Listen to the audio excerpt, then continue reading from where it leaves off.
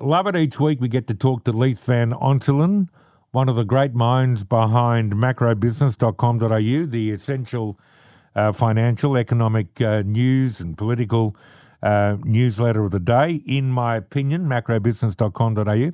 Also chief economist at the MB Fund and MB Super. He heralds from the treasury of common sense, because that's what it is that he espouses with us each week, and he's on the line. How are you, Leith? Yeah, g'day, Luke. How are you? I'm very well indeed. Now, let's talk about the recession, the deepening recession. This is the per capita recession. And perhaps we start here by explaining what that is, because, the R word is something of which we dare not speak generally, but this per capita recession is real and it's not new. It's been around a while now. Yeah, so basically Australia's been kept out of recession by this huge immigration and population growth. So the nation's population is growing by about 2.5% annually at the moment.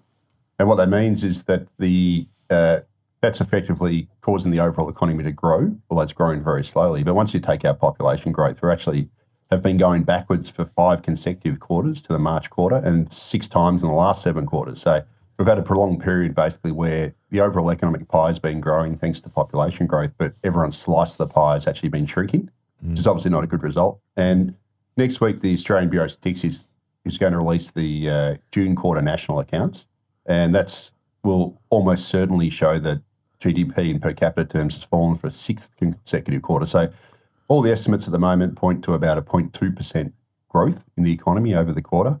So that's growth. The problem is, according to the retail sales data, which the ABS releases, you can actually extract population growth from that, and it suggests that the population grew by 0.65% in the June quarter. So what that means is GDP per capita is likely to have declined by another 0.45% over the quarter, and that'll mean the 6th consecutive quarterly decline, and means that we continue to go backwards. And Australia's also experienced one of the largest declines in per capita household disposable incomes in the world. So households in Australia are actually tracking about 2% below where they were in income terms before the pandemic in 2019, and that compares to other developed countries which have all experienced income growth. So we're certainly not a great situation. And just on Friday, this Bureau of Statistics released retail sales data for July, and that showed that we had 0% growth despite economists tipping growth because of the stage 3 tax cuts. We actually got 0 growth.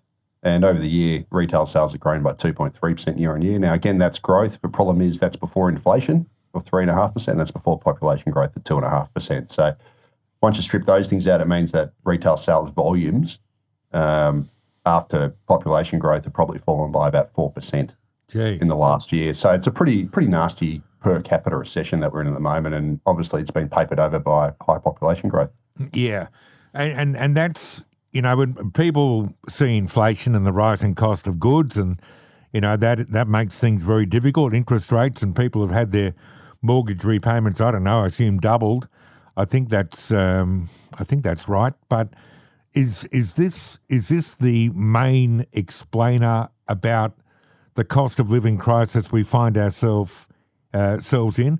I mean, we see prices higher, obviously, but until you realise your share of the pie shrinks, perhaps it's not immediately evident, but the pain you feel is due to that. Is that what we say? Yeah, it's pretty much been like boiling a frog slowly.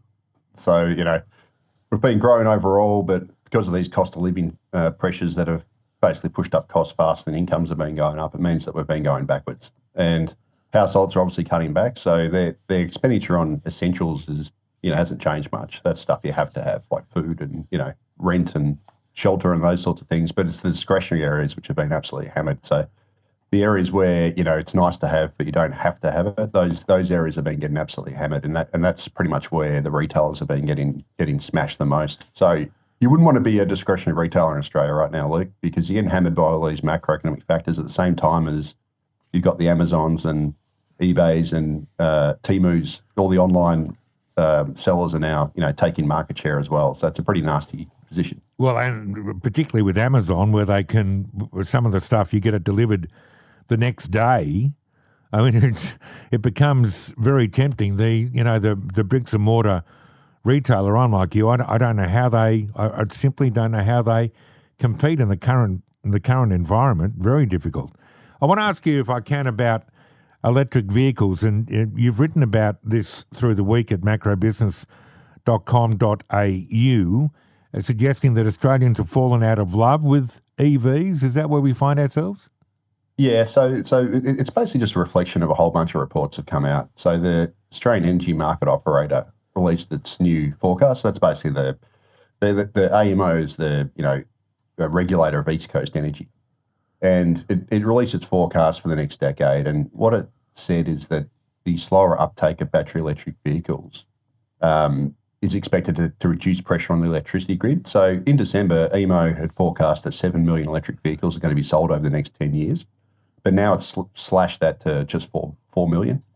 Hang on, from 7 million to 4 million? That's right, yeah. So it's basically a reflection of that the demand for EVs. I'm talking about pure battery electric vehicles here, not just your standard hybrids. Yeah. But those have waned. And also Ampol, which is one of the nation's top petrol retailers, obviously, has cancelled plans to triple the number of electric vehicle charging stations, reflecting this waning demand. The latest figures from the Federal Chamber of Automotive Industry, so they release new car sales figures every month. That shows that electric vehicle sales have been falling, whereas hybrids have actually been rising, and regular internal combustion engines are still keeping on. Yeah. And then there's also a survey from McKinsey Global, which did a worldwide survey, but it surveyed people in Australia as well, and that showed that 49% of Australian EV owners, so people who currently own EVs, are likely to switch back to traditional petrol or diesel vehicles. And the reason, the main reasons for it was concerns around charging infrastructure, so lack of charging options, and also the cost of ownership. So it's pretty much what it tells you to me is that battery electric vehicles aren't really ready for prime time yet. They're sort of far too expensive. They lack convenient charging options. They also lack range or flexibility. So they're great if you just travel short trips every day and you can charge at home. But if you need to, do a longer trip, they're a pain. And they're also really expensive to insure. And if you have a minor accident, for example, they'll just be written off because you can damage the battery. So I think it's just a case that they're not quite ready for prime time yet. And there's another problem with this, Luke.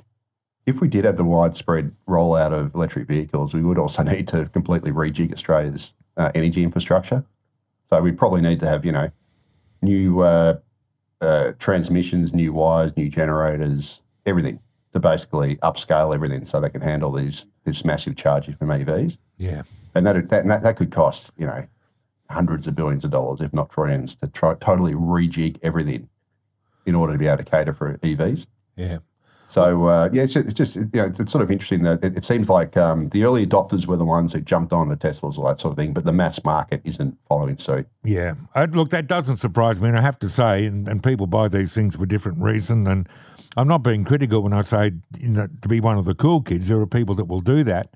But I simply can't find half an hour or an hour or whatever it might be, or remember to plug it in when I get to work. I just like to drive in, get the pump off the Bowser, and I'm away in 5 minutes' time, which is why I think that there's a very good case for hybrids.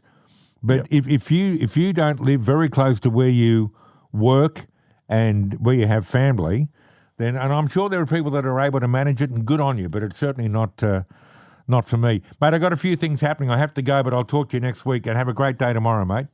Yeah, thanks, Luke. Speak to you next time. Okay, Leith Van Onselen.